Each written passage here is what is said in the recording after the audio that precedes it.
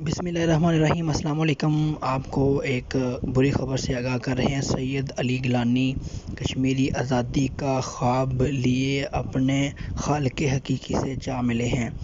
حریت رہنما اور تحریک آزادی کشمیر کے بانی سید علی گیلانی اب ہم میں نہیں رہے۔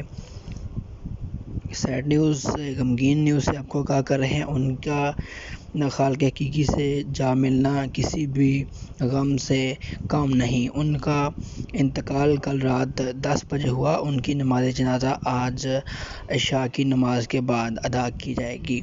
بہت ہی بری خبر ہے۔ بہت ہی ناجائز انڈین آرمی نے ان کو نظر بند کیا بڑے لمبے عرصے تک۔ بالآخر 95 سال کی عمر میں اپنے خالق حقیقی سے جا ملے۔